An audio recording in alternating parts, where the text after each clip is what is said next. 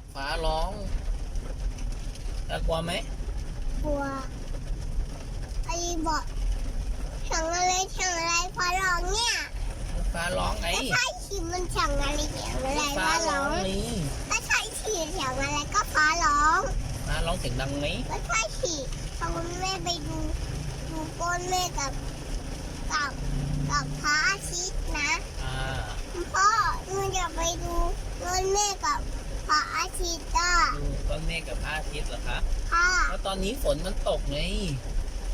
เป็นไม่ได้หรอคุณพ่อไม่ได้เห็นไหมฟ้าร้องเสียงดังเลยอ่ะมีคาร์ลอกเยอะไหมค่ะคุณพ่อมีคาร์ลอกเยอะไหมคุณพ่อกระรอกเหรอกระรอกมันหลบฝนแล้วลูกโอ้ยมันหลบฝนไปแล้วตายแล้วคาร์ลอกเนี่ยมันจะบินนะมันจะบินตกลงมาชาลาหมองเลยนะชาลาหมอง20 กล่องก็ไม่ได้เฮ้ยคุณเหรอคุณตลกองกันอะไรคะอะไรคุณพ่อ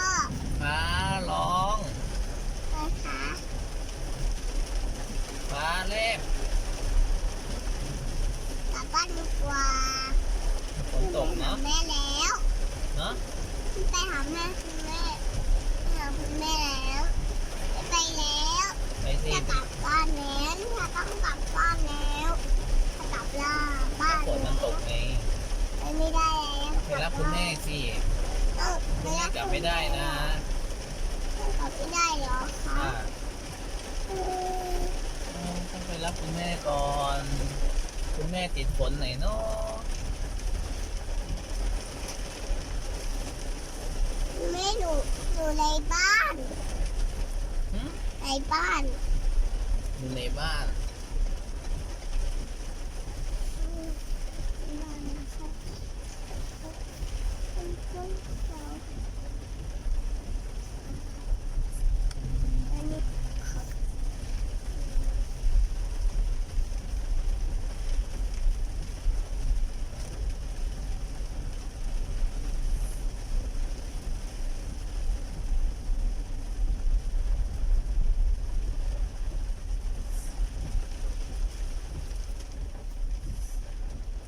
เราไปซื้อเราไปที่เว้นไม่ซื้ออะไรคะไปเซเว่นเรือไหมไปเซเว่นเรือไหมไปซื้อเรื่องเรือที่มีอะไรนะมีโดนปลาพี่โดนเอาไปด้วยนะพี่น้อไปด้วยพี่น้ออยู่ไหนเนาะอยู่ไปโรงเรียนหรือเปล่าไปโรงเรียนค่ะโรงเรียนค่ะแล้วไปรับพี่ต้นอ้อไหมเราเรียนกับนี่ชาบีกับพี่ต้นอ้อก่อนนะไปไหนต่อคะแล้วไปทีเล่นเรือเหรอไปทีเล่นเรือก่อน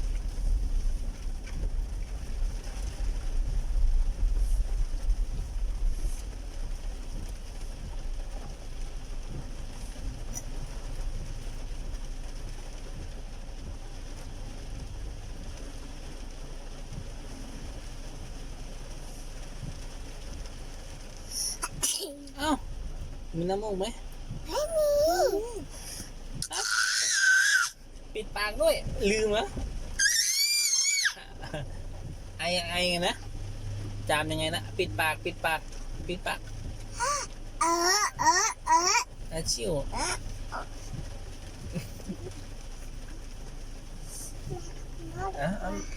ไม่ได้คุณพ่อขับรถอาชิวต้องปิดปากด้วยค่ะอาชิวไม่ดีเนี่ยทำไมเอาไปทิ้งเลยมีอะไรให้คุณ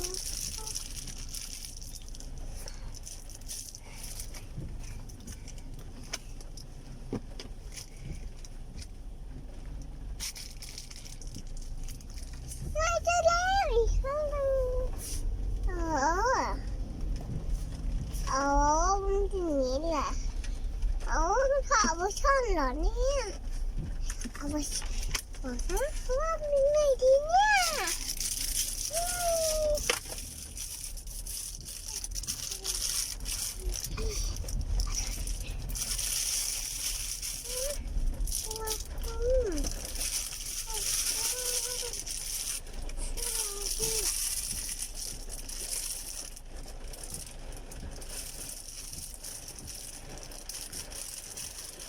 เขาไปไหน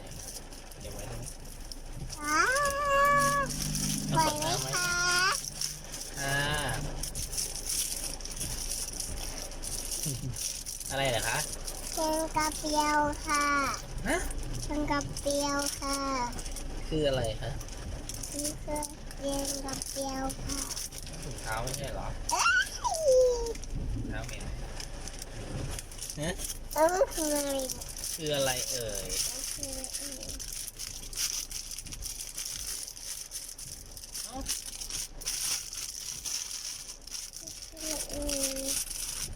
เอ้า มันคืออะไรเนี่ย อะไรอ่ะ อันนี้ เท้าไม่เอาเหม็นเอ๊ะนี่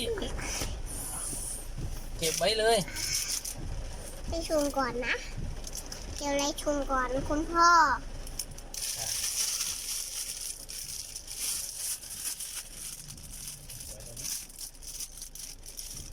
เอาน้ำมาเก็บนะไอ้เอาปะไม่เอาใส่ปาก ต้อง ค่ะ ชมก่อนนะ มันสกปรกมันสกปรกแล้วนะคะเอาออก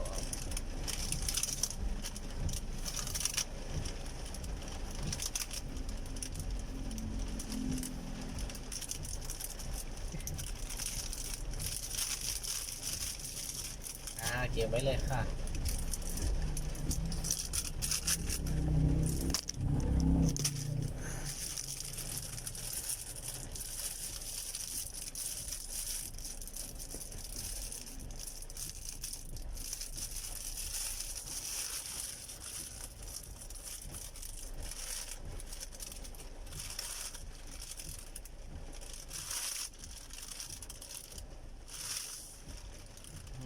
พอแล้วมันสกปรกมันสกปรกไง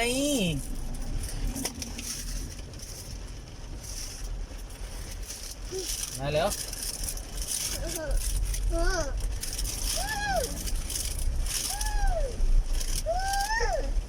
เอานิชาไปไหนแล้วว่า